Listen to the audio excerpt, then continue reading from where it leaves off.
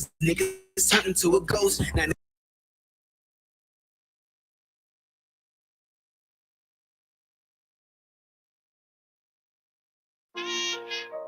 all jokes aside, you know how niggas be like, I'm this and that for life, this and that for life. I'm on this for life, nigga. This a blood oath. Hey, yo, Madara, here go a class for you, my nigga. 140 for the rebel. The world turned its back on me. I'm a cripple. We got soldiers, he got soldiers, but I got different ones. Ain't no way out, I tell you once. Don't pray for nothing, send a curse. We can't forgive us for forbidden. Remain in them trenches. Trust in the Lord, oh please forgive me for the times that I did. If rank is given, have your respect to your apprentice. Be about your business. This loyalty's a death sentence. Look, trying to pick up with a blind fail. They said there'll be many mansions. I'm just grinding for my time share. Them devils ain't playing fair. They hunt you like bad pal, but ain't no getting out the game like Jumanji. You take that oath, it's a Dundee. They try to deal death to a priest. You won't make it out in one piece. So you can stand. Just make sure you got the heart. Say your name 3 times, then it's death do us part. Look. So how you feel about this truth I done shown? This ain't the like you think, little nigga. I should want. Even your own people go this zone. And the Lord said they hate you for my name. So you better keep it on. Ain't no more guessing. Ain't no more questions. Make sure my election till I'm tucked away like George Jetson. Murder for capital, now it's murder at the Capitol. The world in amazement, we like fuck 'em, raise it. I pity those watching life as it go by. Be giving mercy in this life, I don't know why. In pump smoke, never try to.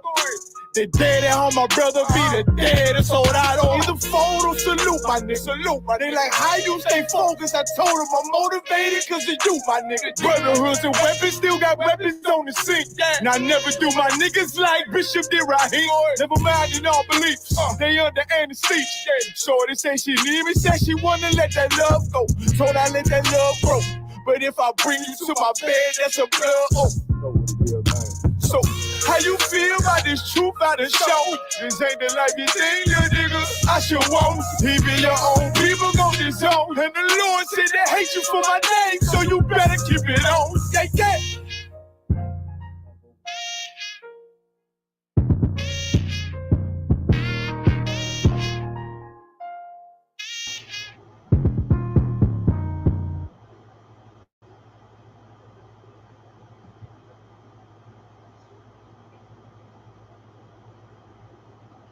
All right, we live. All right, can I be heard? Can I be heard? All right, bet. All right, shalom, Israel. Clap it up, clap it up. All right. Shalom, Israel. This is the Israelite School of Universal and Practical Knowledge. Started out of 1 West 125th Street, Harlem, New York, under Commanding General Yohana. Bear with me 1 second. All right. All right, we've been teaching so-called blacks, Latinos, and Native Indians. You understand that we are the children of Israel, you understand, since the 60s, you know what I'm saying? And right now, it is time to wake up. It is high time to awaken out of sleep. It's time to awaken out of the spirit of Christianity, the spirit of Islam, the spirit of Buddhism, the spirit of, you know, this society that we've grown up in, okay? Today's class, we're going to be going over Ezekiel 37, or a portion of Ezekiel 37 in particular, which is important. If you are Israelite, it's important for you to know this. It's important for you to know this if you are Black, Latino, or Native Indian. You understand? We are the children of Israel, and this is a part of our history. So we're going to be touching on Ezekiel 37. I guess before we jump into it, a little brief history, I guess. So when you go into like, okay, so when you go into like, was that First Kings, Second Kings, the children of Israel, King Saul was the first king over Israel. Okay, King Saul was the first king over Israel. Before that, we had judges that ruled over us. Right, so King Saul was the first king over the children of Israel, and he disobeyed the Lord continually. He disobeyed the Lord. Okay, he did it a number of times. He disobeyed the Lord, and the Lord spoke to Samuel and told Samuel that Samuel is no longer going to be a king over the children of Israel. He's going to be removed over the children of Israel, and the Lord is going to find a new king. Okay, and that king was King David. King David he lived the majority of his life righteously. You understand? He was a man after the Lord's heart. As a matter of fact, if I could, let me get Acts 13 and 20, if I could, so we can just jump right into that part. Acts chapter 13 verse 20. The book of Acts chapter 13 verse 20. All right. And after that he gave unto them judges. So like you could, because I don't know if it's loud enough. Here, I got you. Hold on, give me 1 second.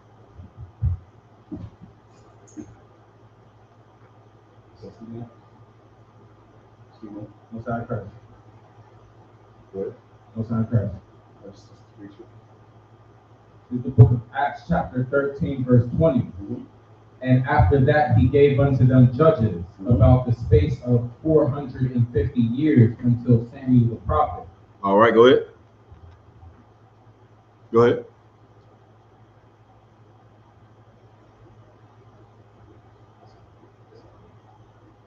Verse 21. And afterward they desired a king. And God gave them Saul, the son of Cis. Right. So, the children of Israel, before King Saul, there was, Israel didn't have a king. The Lord was our king, right? The Most High God was our king. But the children of Israel desired to have a king. Why? Because the other nations was having kings. So we wanted a king over us. So the Lord gave us Saul. Right, go ahead. A man of the tribe of Benjamin, by the space of 40 years. Verse 22. And when he had removed him, he raised up unto them David to be their king, to whom also he gave testimony and said, I have found David the son of Jesse, a man after mine own heart, which shall fulfill all my will. So David was a man after the Lord's heart. He was a man that was, you understand, that was going to fulfill the will of the Lord. You understand? His mind was the same way the Lord thinks. Like he thought the same way the Lord thinks. That's how he thought. Okay. So the Lord set up David over the children of Israel. You understand? And David ruled over the nation of Israel. And David committed adultery, which was his only thing that he did wrong. He committed adultery. He slept with another man's wife, and which is committing adultery. Okay. And for that, the Lord, you understand, the Lord punished him for those crimes, for what he did. And he also told David that he was going to, I'm jumping ahead. David was a righteous king, right? And he was punished for committing adultery. Okay. So then after David was his son Solomon. Okay. King Solomon was the wisest king. You understand? He was the wisest king of Israel. Okay. All right, bet. All right. And his fault was he began to lay with heathen nations. He began to marry, you understand, women from other nations and following after their God. Okay. Now we teach, just like the Bible teaches, that you shouldn't. It is against the Lord to lay with a heathen. It's against the Lord to marry, you understand, someone from another nation. Matter of fact, if I could get Deuteronomy chapter 7 verse 3 for me, Barbara Shah. Deuteronomy chapter 7 chapter 33. Right. Chapter 7 verse 33. Oh, verse 3. Verse 3. Yeah, verse 3. Neither, this is the book of Deuteronomy chapter 7 verse 3. Read it kind of strong if you could. I think the mic's kind of low. Neither shalt thou make marriages with them, thy daughter thou shalt not give unto his son. Right. You should not make marriages with the other nations. You shouldn't go and lay with the other nations. If I could, so like, give me one moment. So like.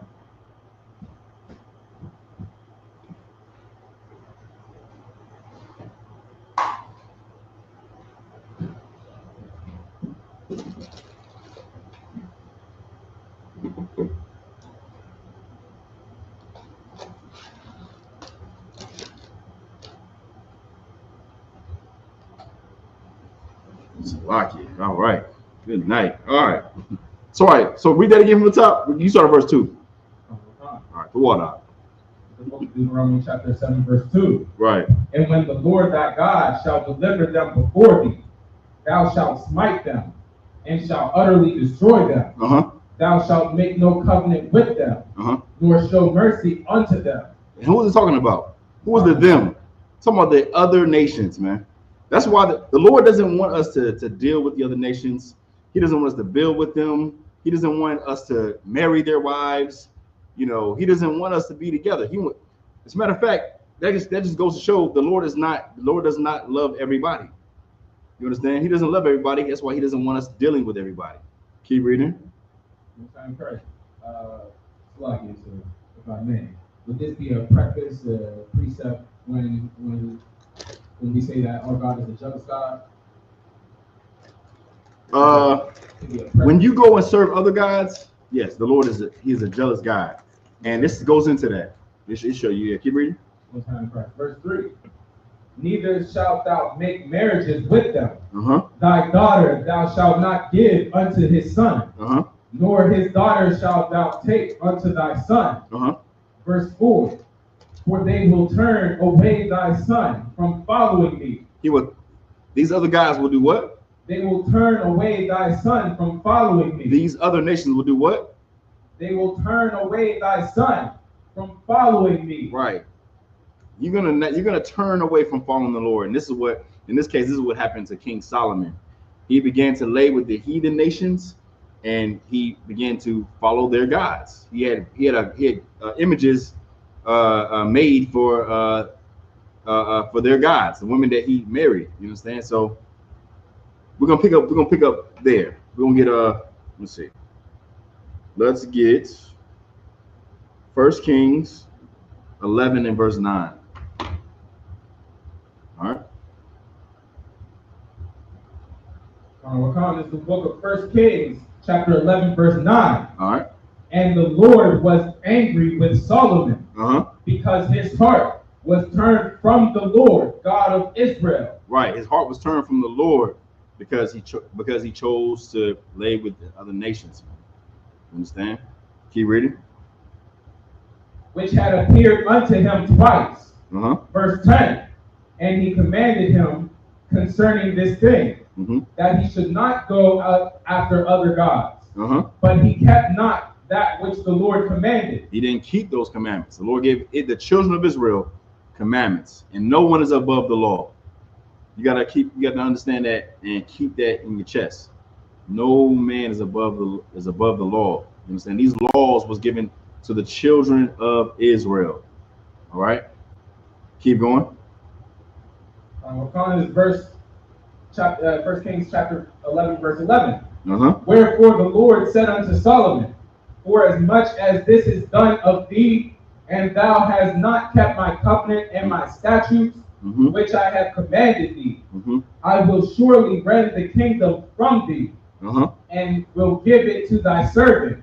Right, he's gonna rend the kingdom. Meaning, keep reading. He'll tell you. Verse 12. Notwithstanding, in thy days I will not do it for David thy father's sake, but I will rend it out of the hand of thy son. So the Lord told King Solomon that he's not gonna rend the kingdom, or split the kingdom in his reign. Right? King Solomon reigned for 40 years, or roughly 40 years. You understand? He had a 40-year reign, and the Lord didn't split the kingdom under King Solomon for David's sake, because David, you understand, was such a good servant. The Lord didn't want to punish King Solomon. Well, it's like the Lord didn't want to split the kingdom under King Solomon. He said he's going to split it under his son. which is Jeroboam. You understand? He did many evil things in the sight of the Lord. You understand? Keep reading. Verse 13. Verse 14. Uh-huh. And the Lord stirred up an adversary unto Solomon, Hadad the Edomite. He was the king's seed in Edom. So like, where you at? Verse 14. Oh, Salakia. Verse 13. Howbeit, I will not rend away the kingdom, but will give one tribe to thy son for David, my servant's sake. Right. He's going to give one tribe, meaning he's going to give one tribe to rule under to be under King Solomon. All right, keep reading. Verse 14. And for Jerusalem's sake, which I have chosen. Verse 14. And the Lord stirred up an adversary unto Solomon, Hadad the Edomite. He was of the king's seed in Edom. Verse 15.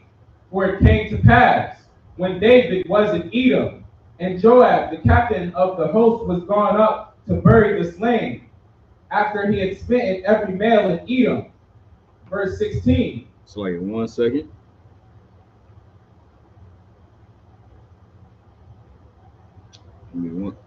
Okay, now go to so now we got to understand, we got that established. So the kingdom of Israel was split under the son of King Solomon, which is Jeroboam. That's when the kingdom split to two nations. Now 2.5 tribes stayed with the children of stayed with under King Solomon, or so like it stayed under was the tribe of Judah, and then 10.5 tribes went with Ephraim, or the northern tribe. Right? You have the southern kingdom and the northern kingdom. Okay. The southern kingdom, which is the tribe of Judah, which consists of 2.5 tribes, which is Judah, Benjamin, and half of the tribe of Levi, they stayed, right?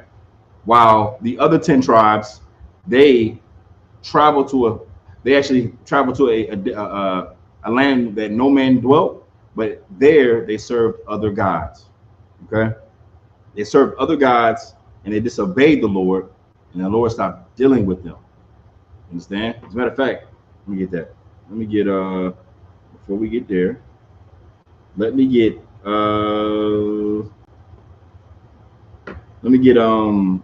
Psalm 78. Let me get Psalm 78 and verse 9. It's the book of Psalms, chapter 78, verse 9. The children of Ephraim, being armed and carrying bows. The children of Ephraim. Go ahead. Being armed and carrying bows. Turned back in the day of battle. Verse 10. They kept not the covenant of God. They did what? They kept not the covenant of God. They didn't keep the covenant of God. They didn't keep those commandments. Right? They went to that land. They went to another land to keep the commandments of the Lord, serve the Lord, and do the Lord's will, but they didn't. Right? Keep reading. Verse 10. They kept not the covenant of God and refused to walk in his law. They refused to walk in the Lord's law. Instead they wanted to serve other gods. You understand? They wanted to serve other gods. They wanted to, you understand, sleep with whoever they wanted to sleep with. They wanted to eat any kind of foods they wanted to eat. They wanted to just disobey the Lord. Okay? Keep reading. Verse 11. And forgot his works and his wonders that he had showed them. Verse 12. Marvelous things did he in the sight of their fathers. Right. So, and marvelous things, meaning the Lord did wonders. The Lord did, which I think it goes into that. The Lord did, the Lord saved the children of Israel out of the land of Egypt. He split the waters. Those waters on both sides. And the children of Israel walked through. You understand? And they walked through on dry land and made it onto the other side. While our enemies, the Egyptians, went through, and the Lord closed the waters, and they all died. You understand? Ain't nothing been built in Egypt since. You understand? The Lord ended that. You understand? So the children of Israel seen these things. They've seen these great wonders, and these wondrous things, man. You understand? And we still sinned. we still broke the laws. Keep reading. Keep reading. Marvelous things did he in the land, in the sight of their fathers, in the land of Egypt, in the field of Zoar. He divided the sea and caused them to pass through. Right. And he made the waters to stand as a heap. Verse 14. In the daytime also he led them with a cloud, and all the night with a light of fire. Verse 15. So like it. Right. So you can drop that. Let me get go to verse 7. Go to Psalm 68 and 67.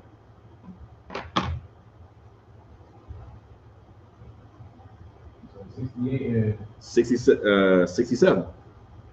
Psalm 68. Psalm 68. So Psalm 78, verse 67. Psalm 78, verse 67. There we go. So like, it's my fault. Most High Christ. All right. 67. Most High Christ. Moreover, this is the book of Psalms, chapter 78, verse 67. There we go. Moreover, he refused the tabernacle of Joseph and chose not the tribe of Ephraim. So the Lord stopped dealing with the northern kingdom because they chose to instead serve other gods. All right, keep going. Verse 68. But chose the tribe of Judah, the Mount Zion which he loved. Right, the Lord chose the tribe of Judah.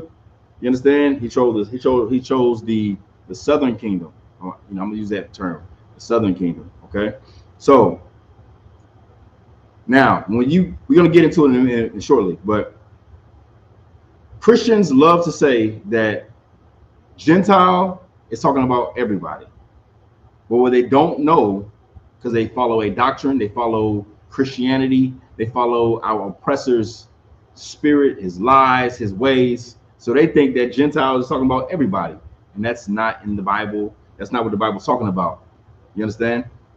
They don't know the history, and this is the history that we're bringing out today. That's why we're going to go into Ezekiel 37, and we're going to break down the history a little bit. You understand? To give you understand the context and the history about why are we called Gentiles? Why? What happened? Well, we just read that the kingdom split under King Solomon's son Jeroboam. You understand? Because of the disobedience of King Solomon in laying with the other nations, the Lord rendered the kingdom. You understand? And he split the tribes. Okay, so what's I gonna go? Where you at? Keep reading. Psalm 78. Right. So yeah, let's go back to my bad. Let's go to Ezekiel chapter 37, verse 15. Okay. So let me say real quick. So Christians say that Gentile is talking about everybody, right? And that's not the case. We're going to get into that shortly. Let's go ahead and keep reading. Verse 15. Before we continue. Yep. Just to get some clarity. Because I know when we ask about the Gentile, I always say there's a Gentile in two ways. Absolutely. There's a Gentile. That's why we say context. So on one hand, you have Gentile that means, non-Israelite, and sometimes it means Israelite. Israelite is following another culture.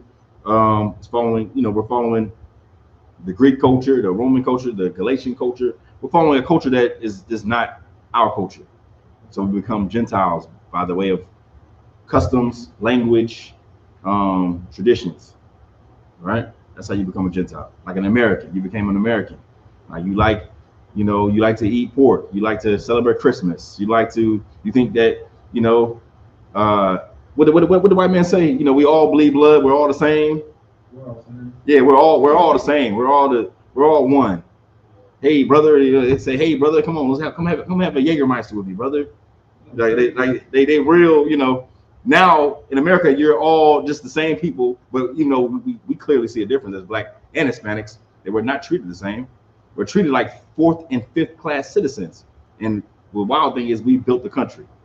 We built America from the ground up, but we're treated like, I mean, the damn East Indian come over here and live like kings, man. Live like the white man, right? You better say something. Yeah, they're very quick to say that, oh, we all come from Africa, but they don't treat the Africans as if they're personal. Like, they don't treat anybody like they're equal, but they quick to be like, white race, you know. Oh, they love. We all come from Africa. Yeah. Let our oppressor find out that you from Africa. Oh man, they got so many questions. They're gonna, like, you're gonna be, you know, like them. You're gonna be treated differently. You're gonna be treated better than a black man. You understand? They want to know about that culture. They want to know about everything. You know, that like when you come from another, when they find out you from another nation, they treat all the heathens better. Look at all the gas stations. Who runs the gas stations right now? The East Indians. The East Indians and the Arabs. They running them gas stations, man. They got the oil. They got this going on. That's why they in your gas. They in your neighborhood. They in your communities. They run your chickens, the chicken spots, all that. You got East Indians making chicken. You understand? Like, every nation is benefiting, but blacks and Latinos. And we built this country. We building everything. You know what I'm saying? They can never do what we do, ever. You understand? So that's more the reason why blacks and Latinos, like black people, should not even ever say, oh, you know, I'm not dealing with, you know, I'm not gonna get involved with what's going on with Mexicans. No, that right there, that's evil, man. You understand? With all the things that Mexicans have done for black people, Mexicans have done so much for black people. Mexicans fought at the Alamo, fought and died at the Alamo for fighting against slavery, fighting to get us free. You understand? You mean tell me I'm not gonna join my brother that fought and died for me? But you're gonna get into the white man's military. See how backwards we are? Our people we're so lost here in America, you understand, that we follow, you know, we'll go against our brothers that's being oppressed just like us, living in the ghettos and the barrios just like us, but then go and turn and vote for our oppressor, join the militaries, go and find any way to make some and get in your feelings when the president that you didn't vote for gets in office. When they not one president has ever done anything good for black people.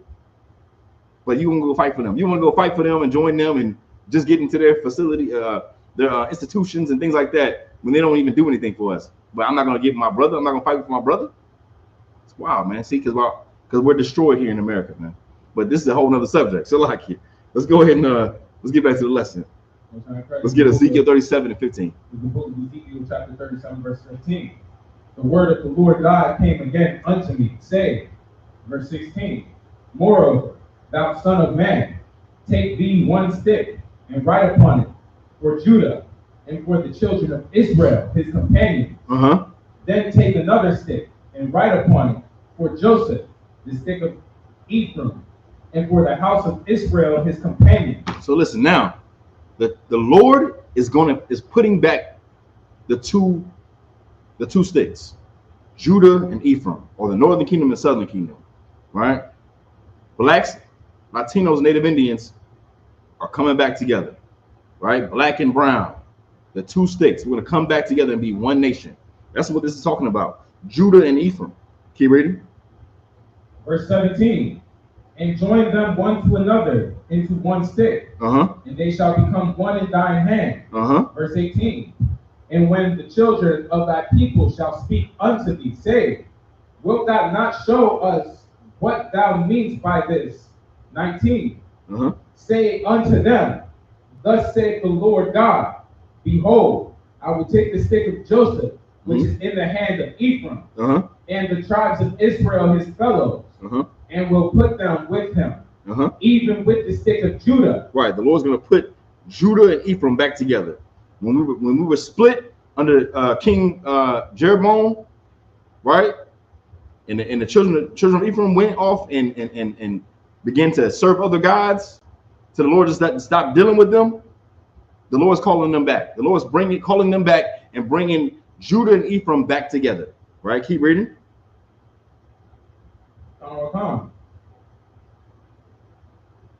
and make them one stick, and they shall be one in thine hand. Right. Verse 20. And the sticks whereon thou hast written, shall be in thine hand before their eyes. Right. So that's what we're doing here in Isupk. We're joining the two nations together. That's what we do. That's what we go out when we these street corners. We go out, we teach class. You understand? We're trying to join the children of Israel back together, man. You understand? You understand? And this is what Christ gave his life for, to bring the children of Israel back together. Right? This is the chapter is going to explain that. Christ is the one bringing back the two tribes, or the 12 tribes back together, man. You understand? We split, and now the Christ is going to be the one to bring us all back together. Keep reading. One time first. Verse 21. And say unto them, thus saith the Lord God, behold, I will take the children of Israel from among the heathen, whither they be gone. Say what? Say like this. Read that one more time. Behold, I will take the children of Israel from among the heathen, whither they be gone. Because we went amongst the heathens. When we were scattered, when we broke God's commandments, when we broke his laws, the Lord, we got scattered amongst the nations. You understand? So like, if you could hold where you at, right? Let me get let me see. Let me get to what? Okay, let me get where did I want to get?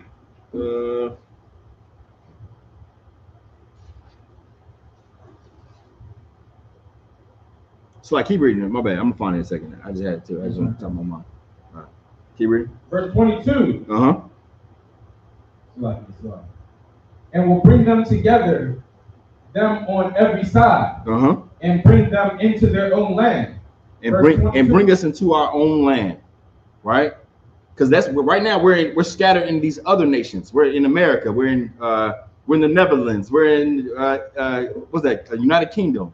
We're all over the whole earth. We're scattered throughout the earth because we broke God's laws, broke his commandments. And in those other nations, we became Gentiles because we followed the customs or the traditions or even the language of these other countries that we're scattered in. That's what Christ said when he said, go and preach to all nations. He's not talking about teaching our oppressor or Chinese or East Indians. He's not trying to teach all these other nations. He's talking to the scattered Israelites that were scattered throughout the earth. Get James 1:1. That's not what I wanted, but get James 1:1.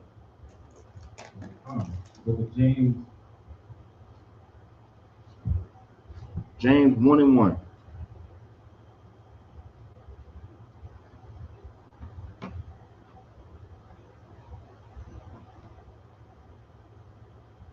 Let me get it. Yeah, you can go ahead and read it. No, you 12 up. All right, for time's sake, it's okay. You don't have to get it. Like even James said to the 12 tribes of Israel scattered abroad. We are the 12 tribes that have been scattered. This is in the book of James. That's the New Testament. Because that's who is talking about, man. You understand? We were scattered. You don't have to get it, cool. We were scattered into the other nations. We became Gentiles by following the other nations. So Christ is going to bring back the two nations. He's going to bring back the northern kingdom and southern kingdom. He's going to bring back Judah and Ephraim. He's going to bring back the northern kingdom and the southern kingdom and make them one nation again. Right? Now, let's go back to Ezekiel. Ezekiel, where you at? 37 and 22. Yeah, let's get that again. And I will make them one nation in the land upon the mountains of Israel.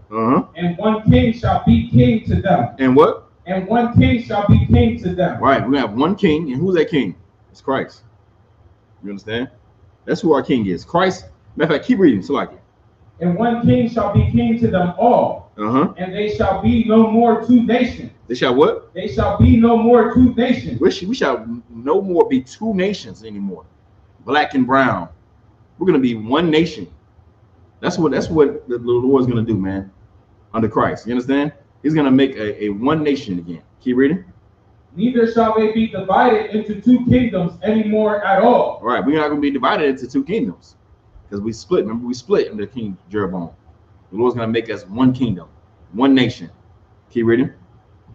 Verse 23. Neither shall they defile themselves anymore with their idols. Right. And then this time, we're no longer going to be serving other gods. We're not going to be serving idols. We're not going to be, following after Baal. We're not going to be following after Beelzebub. We're not going to be following after, getting a golden calf and worshiping a golden calf. We're not going to be worshiping other gods anymore. That's what we're rehearsing right now. You come into Isupk, we're going to show you how to get clean and how to what is clean and what is unclean. This is what we're going to show you, right? Under commanding journey honor. That's what we're going to teach you. We're going to teach you how to serve the Lord. You understand? For real. Keep reading. Nor with their detestable things. Nor with any of their transgressions. Right. But I will save them out of their dwelling places. Out of all their dwelling places. We're going to be saved out of all the captivities that we're in right now. Out of all the kingdoms that we're living in right now, the Lord's going to save us from those things, man. He's going to save us from the land of America. He's going to save us from the United Kingdom. He's going to save us from under, wherever land that we've been scattered. That's where we're going to be saved from. Keep reading. Wherein they have sinned and will cleanse them. So shall they be my people, and I will be their God. Right. This is Ezekiel. The Lord said we're gonna stop serving these other gods, stop breaking those laws and those commandments, and we're gonna be God's people, man. You understand? We're gonna be His people again. Keep reading. Verse 24. And David my servant shall be king over them, and they shall have one shepherd. Right, David. Now, so look. Now it says David, but who is it talking about? The house of Judah. Nah, what it says, and David, my servant, shall be king over them. Who is it talking about? He's talking about Christ. Talking about who? Christ. It's talking about Christ. That's right. That's right. That's because Christ comes from a line of kings, and when He returns, He's going to continue that line of kings. You understand? He's gonna reign on His father's throne, David. Right now, just for sidebar, was David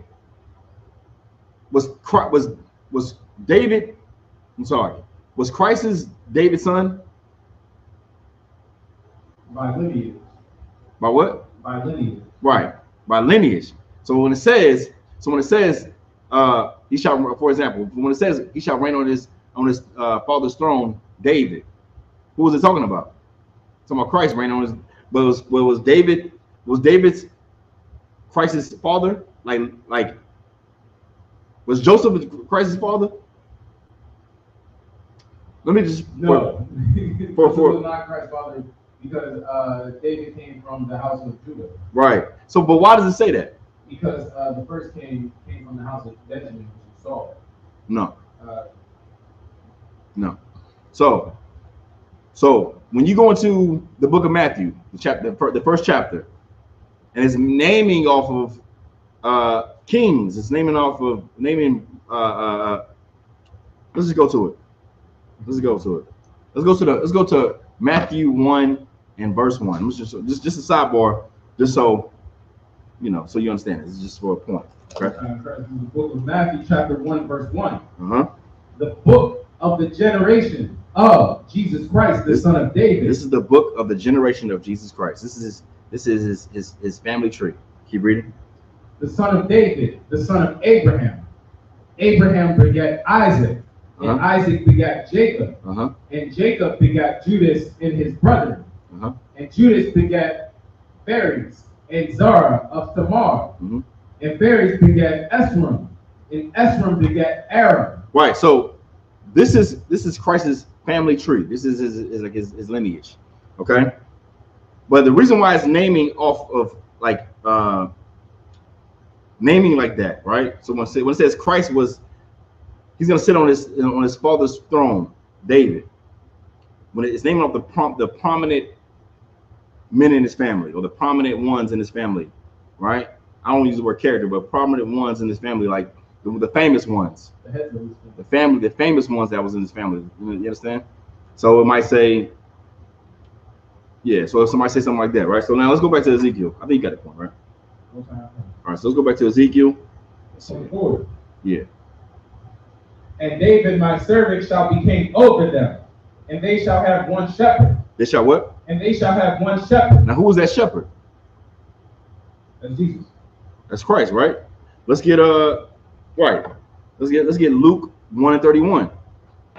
Because Christ is a king, and he comes from a line of kings. When he returns, he's going to continue that line. All right.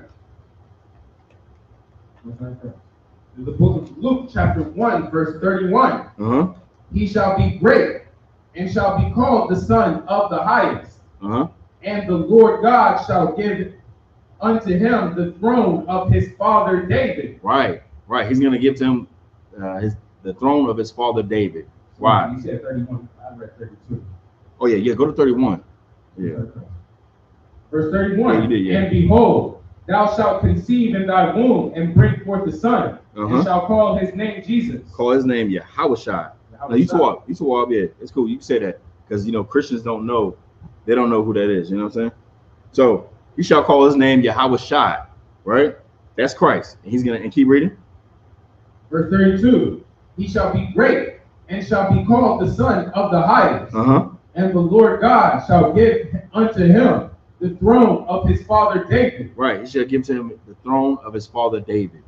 Right? Because that's who reigns. That's who, you understand? That's the throne that he's sitting on. Right? Now go back to Ezekiel. Get John 10 and 11. Right? That shepherd. Christ is the shepherd. He's the shepherd. So when we read in Ezekiel 37 and 24, the shepherd, they shall also walk in my and David, my servant, shall be king over them, and they all shall have one shepherd. That shepherd is Christ. That's the one that is going to be leading and ruling over the children of Israel. You understand? That's who's coming to reign. Christ is coming back to reign over the children of Israel. He's going to sit on his father's throne, right? King David. So why do we say this? Why am I saying this now? Because Christ, he never came for the other nations. He didn't come for the other nations. He came for the children of Israel. Right. He came for the law. Matter of fact, let me get Matthew 15:24. Before you get John, yeah. In the book of Matthew, chapter 15, right. 24. They shall have one shepherd, right? That one shepherd is Christ. Let's get the precept. But he answered and said, I am not sent unto the lost sheep of the but unto the lost sheep of the house of Israel. Christ was only sent to the lost sheep of the house of Israel. That's in the Bible. He was only sent to the lost sheep of the house of Israel. He's not sent to the other nations. He's only coming for the one sheep. Now, drop that. Let me get John 10 and 11.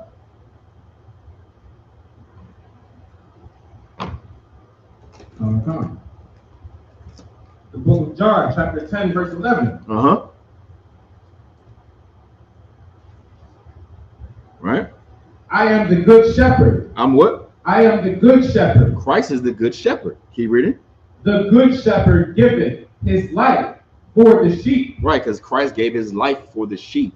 He didn't give his life for the other nations. It didn't say that. It says he gave his life for the sheep. He giveth his life for his sheep, man. Right? He's that shepherd in Ezekiel 37 and 24 that the Lord was going to set over the children of Israel. Right? Now let me get, you already got who the lost sheep is. The lost sheep is the children of Israel. Now let me get John 10 and 14. I am the good shepherd, and know my sheep, and am known of mine. Say that one more time. Verse 14. I am the good shepherd, and know my sheep, and am known of mine. Right, keep reading. Verse 15. As the Father knoweth me, even so I know the Father, and I laid down my life for the sheep. Verse 16. Laid down his life for the sheep. See, the scriptures describe the other nations as the beast. The other nations are the beasts of the field. They're the beasts. They're the ones who, you understand, who go and destroy Israel, who go and take from Israel, who go and, you understand, misuse Israel. You want to say something? If I may, sir, just the difference in spirit.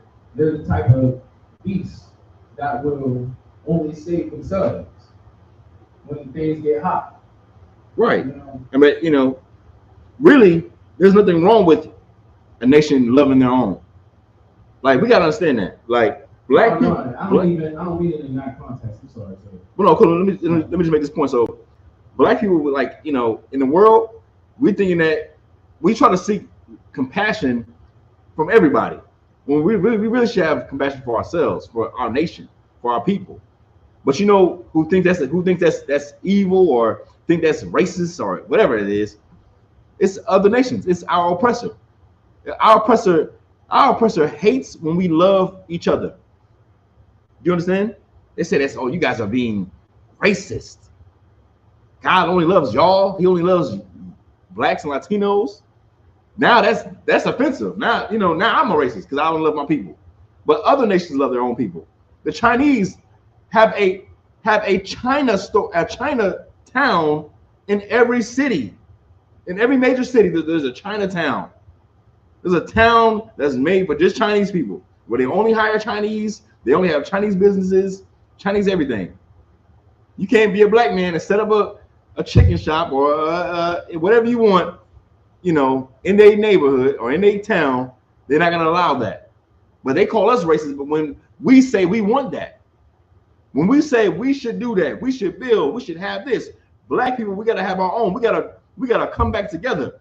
Now we're the ones that's speaking evil. Now we're the hate group. You see what I'm saying? It's almost as if they know that brotherhood is a weapon. They know, first of all, they know when the children of Israel come back together, that's the fall of their kingdom. That's what's happening. Blacks and Latinos and Native Indians are coming into the ISUPK. They're coming into the ISUPK, and they're leaving the world. They're leaving the culture of our oppressor. And that's why this place is falling, man. This place is falling because Israel's coming back. Israel's coming back right now, and that's what you should. If you're not in the school, if you're not in ISUPK, you should get into the school right away. Right. You should hurry up. You should get in here yesterday, because you understand, our people are waking up, man. They're coming into the school right now. They want to, you understand, get into a place where they know the Lord, the Spirit is dwelling. You understand? You see brothers getting off drugs, sisters getting off drugs. You understand? People getting out of gangs and getting out of all kind of activities and coming back to the Lord. All right? Keep reading. Oh, you about to make a point, Oxalaki? You still make a point on something? No. It's easy to see the difference between the nations and us, but it's really hard to put it in words. That's all. Okay, no sweat. Where we are, John 16, 10 and 16? 10 and 16, that's right, yep. And the sheep I have, which are not of this fold, them also I must bring. So read that one more time. Yeah, exactly. Verse 16, and other sheep I have, which are not of this fold. So during this moment in time, Christ is speaking to the southern kingdom, Judah. This is what we brought up earlier about the kingdom being split, right? And it saved only the tribe of Judah, or the kingdom of Judah. This is better said, the kingdom of Judah, right? While the northern kingdom went off and they served other gods, and the Lord, he began to not deal with them anymore.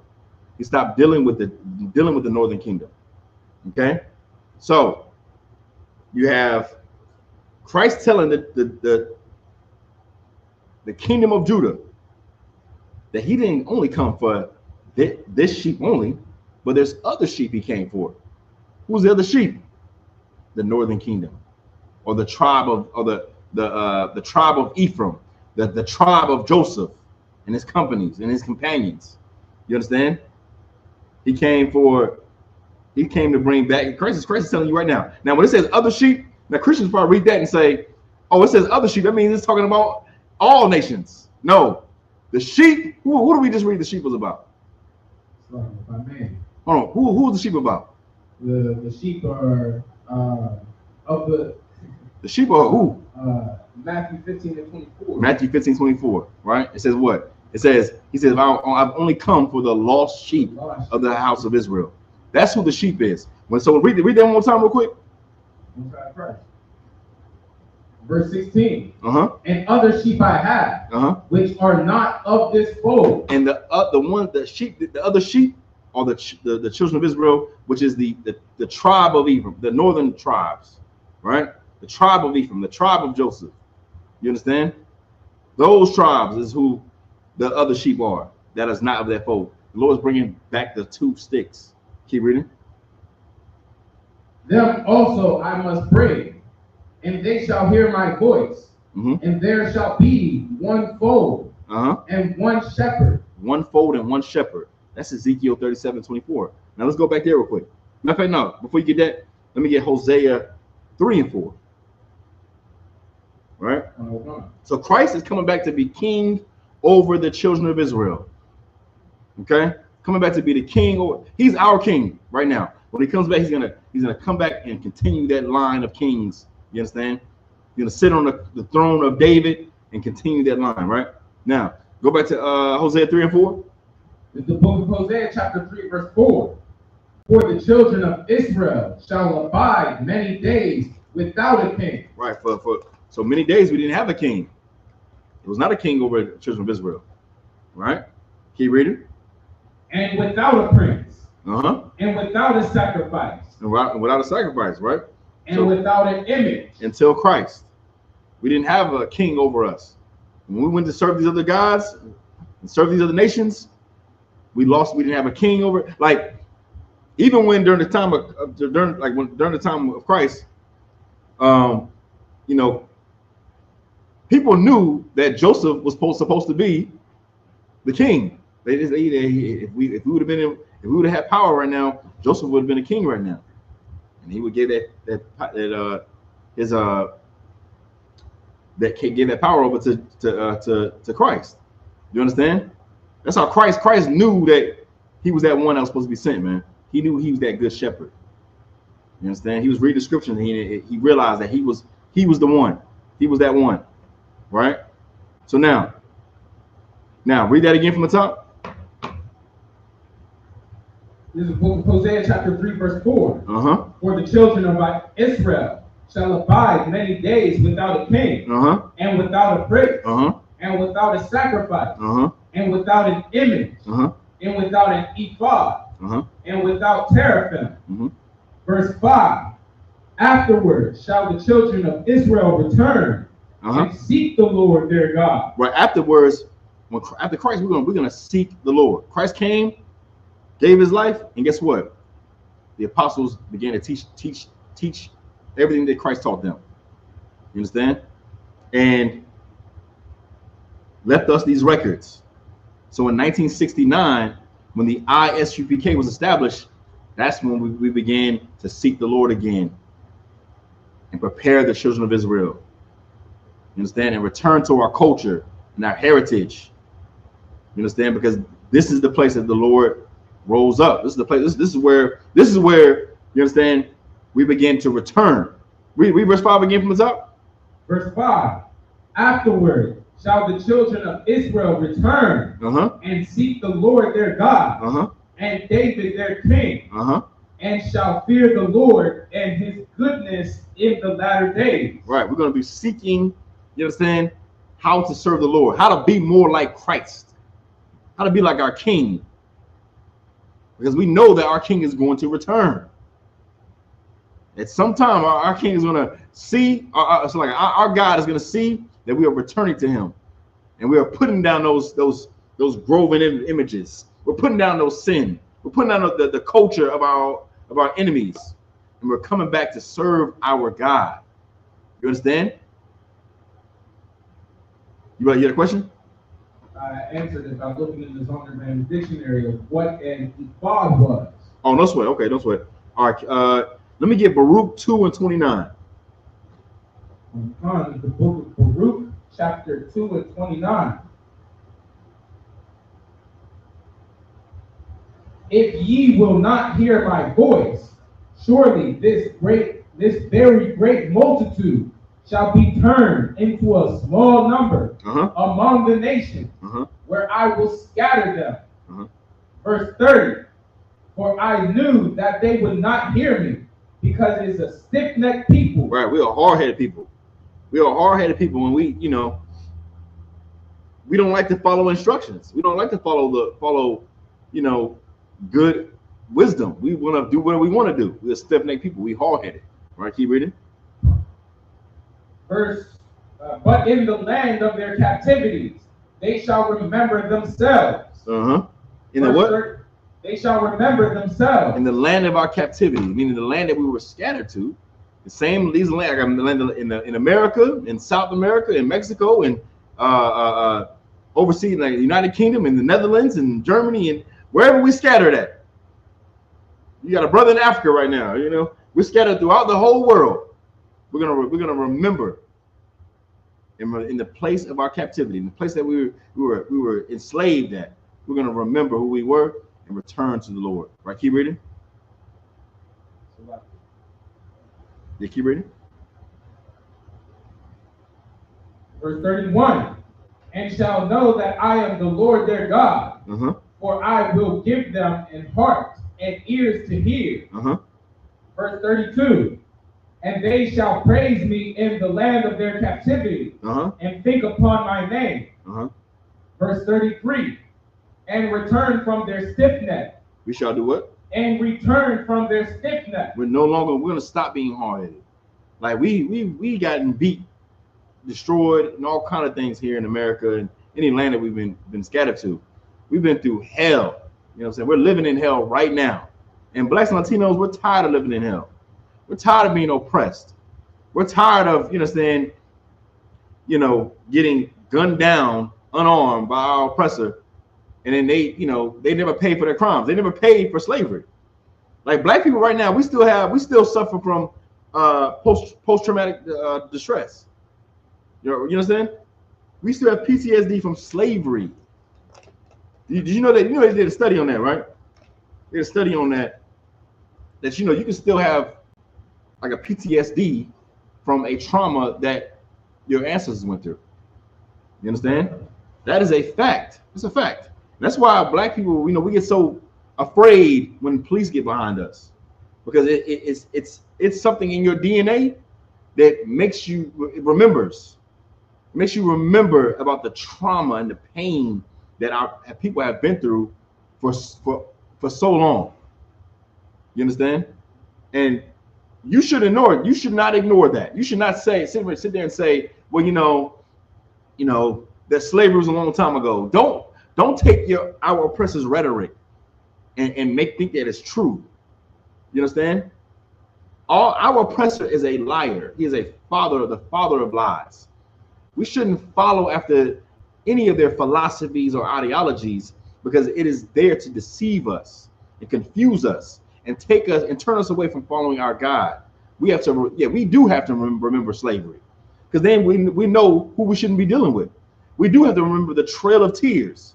Black people should never be like, I'm not gonna help my brother help the Mexicans. You tripping. You understand? Because we both have a common enemy. You understand? We're being oppressed by the same devil. And what you should know, which is most important, is that Mexicans are our brothers, man. That's Lavasa. That's our people, man. That's our nation. Those are our people. We should be joining ourselves together and becoming one nation again. We need each other. We don't need our oppressor. We don't need to be joining with them and trying to love them. The hell we sitting back for? Why are we sitting back for and not doing a damn thing? Why are we not speaking up for our brothers? Why we don't fight for our? Why? Why are you not doing it? when our president, like, don't think for example, don't think for 1 minute that when our president's done with the Mexicans, don't think that black people ain't next. Black people, you are next. We're next. We are next. You understand what the 14th Amendment? Guess what? They're getting rid of that. And guess what? That means, what's that mean? You getting deported too. Black people, it's time to wake up, man. You about to say something, brother? I'm sorry, first. I have seen something, I don't just want to say it's over the internet, but they did a study regarding there was a famine that went on in World War II. I think it was like 1943, 1944 in Netherlands, which was between those three powers, Germany, France, and England, while they were having their war. There was a famine that went on for the latter part of the year. I'm sorry, it's a sad part. But they studied the effects of the famine that happened in that 1 year. And what they found was that the genetic inheritance from those, not just the children, but the grandchildren, after that event, they were suffering from all types of mental disease from, just their people being in the land of that family. That's right. It was an intention, it was a man-made family. Uh-huh. It wasn't like, oh, we don't have enough food. There was an embargo where, they didn't want to serve German-occupied France, and, the British people couldn't get enough food in. So it caused the whole family. But what they studied was that trauma was passed down even off of that 1 year. Damn right. What you're saying is so heavy. Damn right, Doc. Damn right. We do have a comment. What's his name? Kazak Ya. His name is Kazak Ya Banloya. All right. He said, if you can't see the mark of the beast is the chip, something wrong with, what did he say? If you can't see that the mark of the beast is like a chip, like a microchip. He said something wrong with your, okay. All right, so the mark of the beast is not a damn microchip. It's not a goddamn microchip. You know who gave us that damn lie? The so-called white man. It comes from the same white supremacy doctrine that there's going to be an antichrist, and he's going to come and he's going to bring peace and love and bring all the nations together, and it's going to be how the doctrine go? It's going to be 3 years of peace, and then whatever. It's going to be something like that, right? That's the whole white supremacy doctrine. The mark of the beast is a microchip. That's a lie. You already got the mark of the beast. Like, you understand? Like, you think you gotta wait on a microchip? No, it's not a microchip. The mark of the beast is Christianity. That's what the mark of the beast is. It's Christianity. That's why you gotta fight so hard with your mom, with your grandmother, about celebrating Christmas. You gotta fight with your aunties and your uncles about why you don't celebrate Christmas no more. Why you don't want to eat pork? Why you don't come around when it's Christmas time? That's the mark of the beast, because they follow our oppressor, man. Right. You think that you got to get a damn microchip? Oh, the microchip you think you can't buy or sell?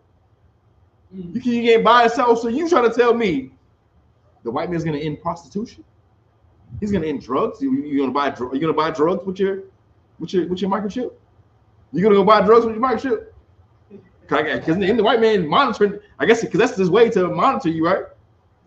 You must be out your damn mind. No, it don't work like that. The microchip is not about buying potato chips at the grocery store, buying M&Ms. It ain't about that. You understand? The mark of the beast is in your mind. As a matter of fact, the mark of the beast is a seal. It's like a marking. Matter of fact, let me get Ezekiel 9. Oh, hold on 1 second. Let me get Ezekiel. What's that? Hold on. Mark them as sign cry. Give me 1 second. That brother probably left, huh? He sure did, brother. Brother said that, got up out of there. Mark 7. No, Mark. Oh, hold on.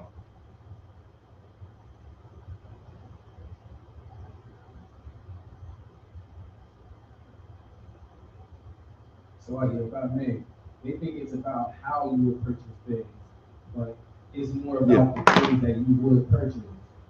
it's about the fact that your hand will go and reach for things that you know are bad and destructive for you while you make excuses.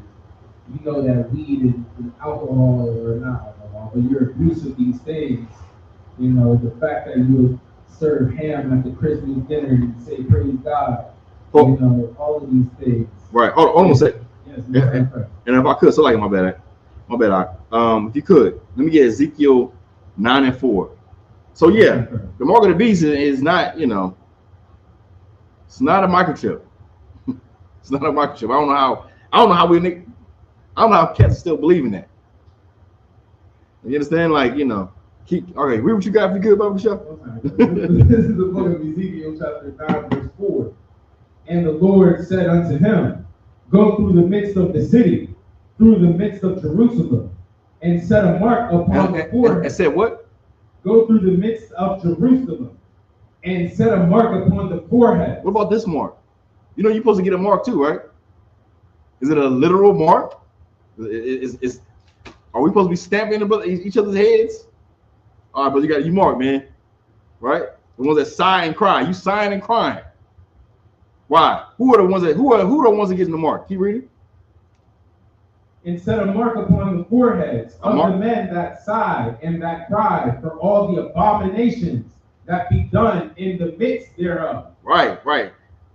This is a mark upon the foreheads, the men that sigh and cry for the abominations that are done in the midst thereof. Meaning our people are in the midst of, you understand, abominations, lies, and idol worship, and serving other gods, and you know, all manner of things. We just just lost in our oppressors' culture. Okay, so we're sighing and crying. That's what we do on the corners. We sighing and we crying. We in class. We're sighing and crying. We're telling you that, you know, we got to come up out of the ways of our oppressor. You understand? That. What about that mark? Shouldn't we have that mark? Shouldn't the Lord be marking you with this? Because the Lord has a seal. He has a mark. That's the mark that you want. You don't want the mark of the beast. First and foremost, who is the beast? The powers of the world. Who is the beast? Edom. Get the water out. That's who the beast is. The beast is the so-called white man. That's who the beast is. Right? And if you have his mark, you don't have the Lord's mark. And that's what you should have. You should have what these brothers had, what these brothers got in Ezekiel. You want to say something? Yes, sir. So when you know the truth, there's not. If I can speak from my own experience, and from what I've heard, from what I've seen inside the camp and school, that there would not be a mark on you once you get a new name, right? Okay. So then when we go into Ezekiel 9:4, they have to be marked because they go and they sigh and they cry in the midst of these abominations because there's not a mark on them. No. It's not a literal mark. None like that. These are like the Lord is. How I say this? The Lord is singling out the ones that are standing with the Lord. The men that are standing with the Lord. This is who the Lord sees. The angels giving a report. These are the ones These are the ones that are standing with you, Lord. They have not been the need to Baal. They're not serving other gods. They're not, you know, serving Beelzebub. They're not serving these other guys. They're not following after our oppressors' culture. These brothers stand with you, Lord. We're gonna mark them that sigh and cry for the abominations thereof. You understand? Keep reading. Okay. This is Ezekiel chapter 9, verse 5. And to the others he said in mine hearing, go ye after him through the city and smite. Let not your eyes spare, neither have ye pity. Verse 6. Slay utterly, old and young, both maids and little children, and women. But come not near any man upon whom is the mark. Right. So the ones who didn't have the mark got destroyed. The Lord destroyed them. You understand? They died because they didn't have the mark of the Lord. That's the mark. Now, the Lord's mark is spiritual. why wouldn't the mark of the beast be spiritual? You thinking it's a little? You thinking it's a? You gotta find a literal microchip just to know you got the damn mark? No, we don't wear a mark. I mean, it's like we ain't wearing no mark. You know, we ain't. You understand what I'm saying? We don't have them like a microchip to say when we serve the Lord. Ain't no thing, no. I don't have to be stamped or nothing like that to say I serve the Lord, because it's spiritual. The mark of the beast is spiritual. You understand? A lot of our people have that mark. I say, like, you might be a grandmother, your auntie, your uncle, they just got the mark because they uphold America. They love Christianity. They love the American way and the philosophy. They love the way of Esau. They wear spiritually. They wear the mark of our oppressor. You understand? Not in how, because I know a lot of people, even myself, will say, there's a lot of people that are frustrated with America, but they don't go out and participate in their voting. They'll go out and participate in their debates, and that'd be written on their spirit, right? They don't separate themselves from that. Oh yeah, you go and celebrating 4th of July. 4th of July gonna come up, right? You're instead of celebrating 4th of July, and you just that's the mark. You're marking yourself. You are following the culture of our oppressor. You following Christianity. You understand? You thinking that what was it? What was that? 4th of July, right? When all man was created equal. And well, that's not what they wrote that. What was that? What's that? Not the Declaration of Independence. Emancipation Proclamation. Not that one either. The Star Spangled Banner. Singing the Star Spangled Banner, and guess what? The third verse, you find out the song is really talking about unaliving black people, unaliving, our people who were slaves during the 1776. We were slaves, and you getting ready to celebrate the 4th of July, getting that barbecue pit ready, you about to get your little your pork chops and your ribs, and about to have a good celebration about the enslavement of blacks and Latinos. No, what's wild is you a black man, right? You're a black man getting ready to celebrate the 4th of July. That was actually, about, in the song, the Star Spangled Banner was about enslaving black people and unaliving them when they try to get free. That's what you're getting ready to celebrate. You're getting ready to celebrate the 4th of July when it was, 4th of 1776, we was enslaved, right? But then you're gonna turn around and say, I'm not gonna stand with the Mexicans. Get the hell out of here, man. You a damn that's a damn fool. You about to say something, brother? Good night. It's a wild sentiment that they held since the beginning of the creation of this nation.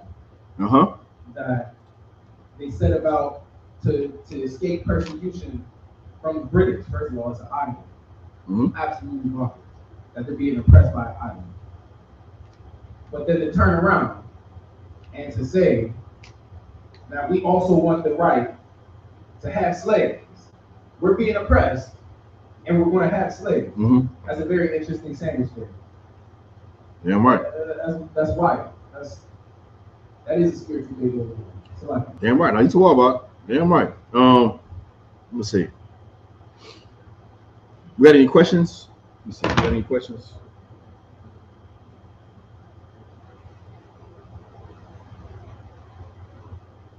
I don't think any questions so far. All right. So, 1 second. Where did we leave off at? We're in Baruch. Right, Baruch. Ezekiel 9:5. No, you dropped that. Let me go back to that. Go back to Baruch for me.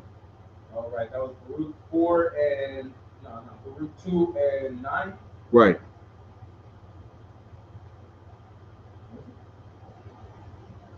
Nah. Now you were at Baruch 2 and 29. So you at. Yep, Baruch 2 and 29. if ye will not hear my voice, surely this very great multitude shall be turned into a small number amongst the nations. Right, because now we become, in these other nations, we become the minority. You understand? We become the minority group. Keep reading. Where I will scatter them. Verse 30. For I knew that they would not hear me, because it is a stiff-necked people. But in the land of their captivity, they shall remember themselves. Verse 31.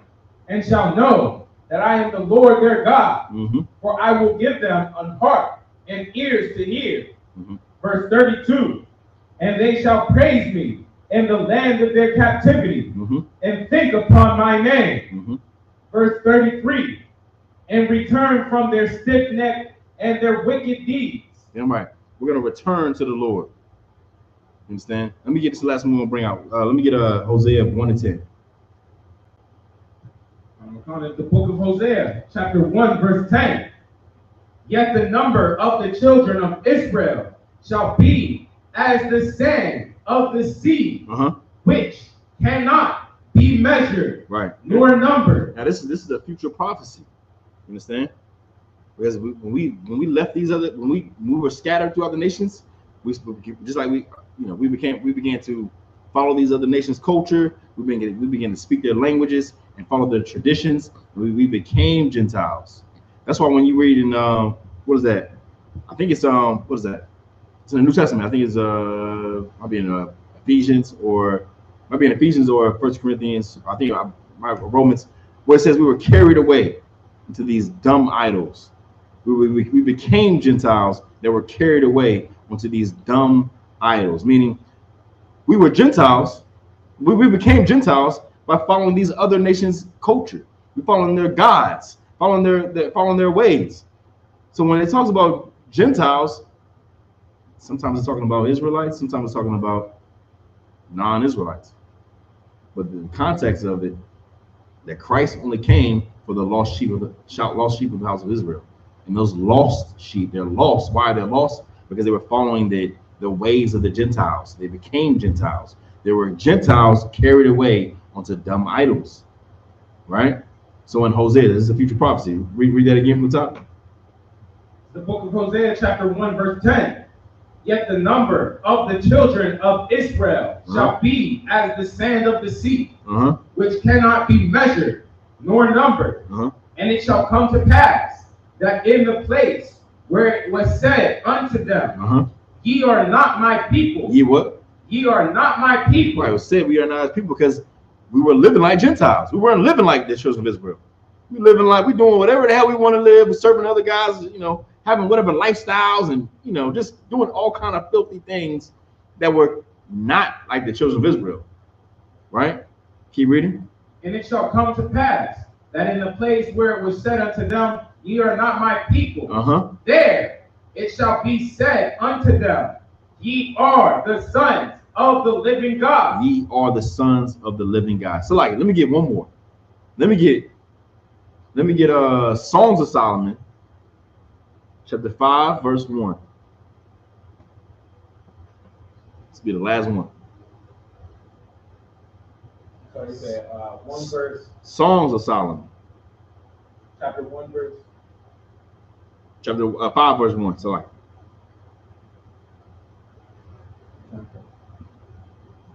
This is the book of Song of Solomon, chapter 5, verse 1. I am coming to my garden. No. What did I want? Not Song of Solomon. I wanted Wisdom of Solomon. Wisdom of Solomon. 5 and 1. That's right. Then shall the righteous man stand in great boldness before the face of such as have afflicted him. Right. Stand in great boldness in front of the ones that afflicted us. Who are the ones that afflicted us? Our oppressor. You understand?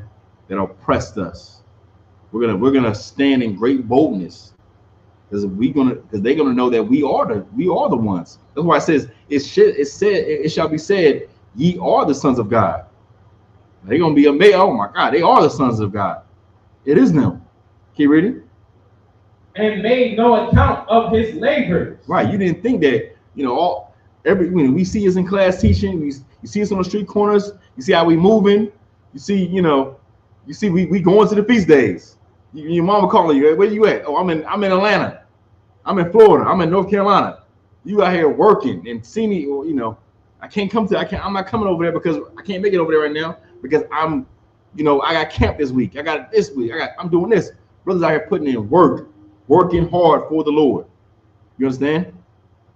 And our oppressors seeing that, they're not making any account for all this work that we're putting in for the Lord. Keep reading. Verse 2. When they see it, they shall be troubled with terrible fear. Right. When they see it, they shall be troubled with terrible fear. When they keep reading. And shall be amazed at the strangeness of his salvation. They shall be amazed at the strangeness of his salvation. Keep reading. So far beyond all that they have looked for. So what they're saying is they're going to be more afraid than they've ever imagined. They're going to see it and be so confounded and so afraid. They've never experienced that type of fear, or even that, never been in this state of amazement before. It's going to be amazing how afraid they are. Keep reading. So far beyond all they had looked for. Verse 3. And they, repenting and groaning for anguish of spirit, shall say within themselves, this was he whom we had sometimes in the derision and the proverb of reproach. Right. Oh, those black Hebrew Israelites, man, they're at it again. What are they talking about now, man? Them black Hebrew Israelites, man, you gotta stop listening to them, man. Man, they got all type of things to say about us. They're dressing like Power Rangers. They talking all kind of noise. But that's the one. It says what? It says this was he whom we had sometimes in duration and the proverb of reproach. Yeah, you didn't know that we were actually the men of the Lord, the men that are the servants of the Lord. We are the sons of God. It was us, the blacks, Latinos, and Native Indians. It was us the whole time, living in the ghettos and the barrios. We were enslaved, man. Guess what? We are the kings of the earth, the kings and the priests of the earth, man. You understand? So, is that it on that? That's it on that, right? And we can read through 5. Yeah, read verse 5? We can read through 5. Verse 4. We fools accounted his life madness, and his end to be without honor. Man, them Israelites is crazy, man. We can't listen to them. Them niggas is crazy, bro. They just on that corner just talking that noise, man. What are they talking about? Right? We fools. It says we fools counted his life madness. It's crazy. Talking about us. They think that we crazy. Right? It's a hate group, a cult, calling us all kind of things, not knowing that the Lord established this. The Lord established the Isupk. Right. You understand? This is for you, black, Latinos, and Native Indians. The Isupk is for you. This is the sanctuary that the Lord made for us, man. So we can get the hell out of hell, man. And with that, this is the Israelite School of Universal and Practical Knowledge. Started out of 1 West 125th Street, Harlem, New York, under commanding Junior Hana. I'm going to pass the class over to young man Ray. Young man.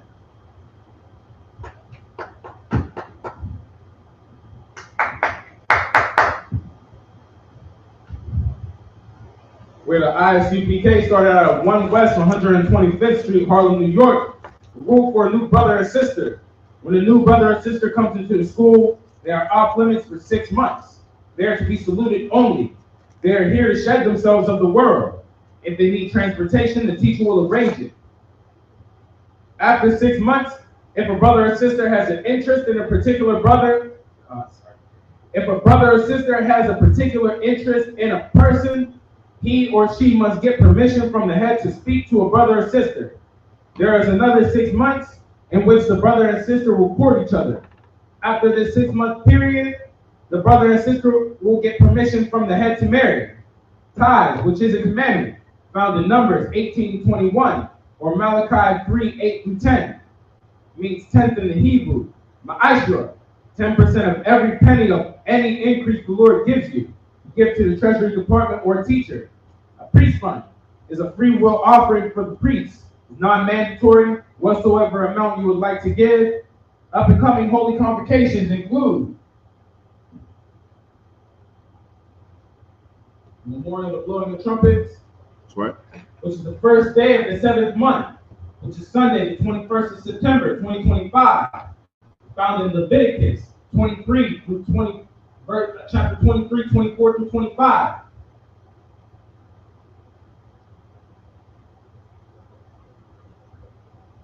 If any brother wants to become a trooper in the school, you start wearing all black, boots, shirts, pants, headband, scarf. With that, pass the class back over to Officer 1000 Lafar. All right, with that, Amadi, which means to stand. We're going to give a courtesy salute to the brothers. Men of Israel, Amadim Shabbat, Amadim, Barak, How about Shimmy Al-Shabrakatah? Nabi Batah, Nasar. Give a courtesy salute to the sisters. Men of Israel, Amadim Shabbat, Amadim, Barak, Yahweh Shemar, Shabbat, Shem Yahushua. Yahweh Shemar, Elathah, Shimmy Al-Shabrakatah. Nabi Batah, dismiss.